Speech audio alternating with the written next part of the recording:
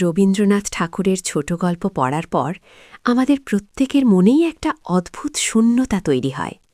মনে হয় গল্পটা বোধহয় আরও একটু চললে ভালো হতো, কিংবা শেষে যেটা প্রত্যাশা করেছিলাম সেটা কেন হলো না। এই যে একটা অতৃপ্তি, একটা অপূর্ণতা, এটাই হলো রবীন্দ্র ছোট গল্পের প্রাণভোমরা। তার ভাষায় শেষ হইয়াও হইল না শেষ। কিন্তু কেন তিনি এমনটা করতেন? কেন তার প্রতিটি গল্পের শেষে আমাদের জন্য একরাশ প্রশ্ন রেখে যেতেন? চলুন আজ সেই রহস্যেরই গভীরে প্রবেশ করি। একজন শিল্পী যখন ক্যানভাসে ছবি আঁকেন, তিনি কি সবটুকু রং দিয়ে ভরাট করে দেন? না, কিছু জায়গা তিনি ফাঁকা রাখেন দর্শককে ভাবানোর জন্য। রবীন্দ্রনাথের ছোট গল্প ঠিক তেমনই। তিনি জানতেন জীবনের সব গল্পের পূর্ণাঙ্গ কোনো সমাধান হয় না। বাস্তবে আমাদের জীবনও তো কোনো নির্দিষ্ট বিন্দুতে গিয়ে থেমে যায় না, বরং তা এক নিরন্তর বয়ে চলা স্রোত। আমরা যদি পোস্টমাস্টার গল্পের কথা ভাবি, তবে দেখি রতন তার দাদাবাবুর জন্য শেষ মুহূর্ত পর্যন্ত পথ চেয়ে বসে আছে।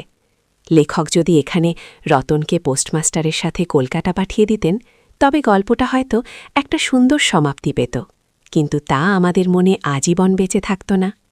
রতনের সেই সীমাহীন অপেক্ষা আর চোখের জল আমাদের হৃদয়ে যে হাহাকার তৈরি করে, সেটাই এই গল্পকে কালজয়ী করেছে। রবীন্দ্রনাথ এখানে আমাদের শেখান যে প্রাপ্তির চেয়ে অপ্রাপ্তির বেদনা অনেক বেশি শক্তিশালী। আবার শুভা গল্পের কথা চিন্তা করুন। বালামুখী মেয়েটি যখন প্রকৃতির কাছে গিয়ে নিজের মনের কথা বলতে চায়, তখন সেই নীরবতার ভাষা লেখক যেভাবে ফুটিয়ে তুলেছেন, তা কোনো সার্থক পরিণতির চেয়ে অনেক বেশি গভীর। রবীন্দ্রনাথ বিশ্বাস করতেন ছোট গল্পের কাজ হল পাঠকের মনে একটি বিশেষ ভাব বা অনুভূতির জন্ম দেওয়া, কোনো নীতি শিক্ষা দেওয়া নয়। তার গল্পের সমাপ্তিগুলো অনেকটা নদীর মোহনার মতো।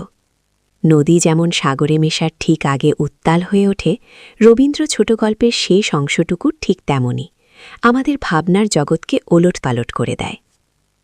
তিনি আমাদের হাতে উত্তরের চেয়ে প্রশ্ন তুলে দিতে বেশি পছন্দ করতেন, কারণ যে প্রশ্নের উত্তর নেই, সেই প্রশ্নই মানুষকে বেশি ভাবায়। আসলে রবীন্দ্রনাথের ছোট গল্পের এই অসমাপ্তি আসলে এক ধরনের পূর্ণতা। তিনি জানতেন গল্প যেখানে শেষ হচ্ছে, পাঠকের কল্পনা সেখান থেকেই নতুন করে শুরু হচ্ছে। আজ আমরা যখন তার গল্প পড়ি, তখন আমরা কেবল একজন পাঠক থাকি না, আমরা হয়ে উঠি সেই গল্পের সহরচয়িতা। আমরা নিজেদের মতো করে সেই শূন্যস্থানগুলো পূরণ করার চেষ্টা করি। রবীন্দ্রনাথের এই শেষ হইয়াও হইল না শেষ দর্শনটি আমাদের জীবনকেও এক নতুন বার্তা দেয়। জীবনে অনেক কিছুই অসম্পূর্ণ থেকে যায়, অনেক ইচ্ছাই অপূর্ণ থাকে, কিন্তু সেই অসম্পূর্ণতাই আমাদের এগিয়ে যাওয়ার অনুপ্রেরণা যোগায়।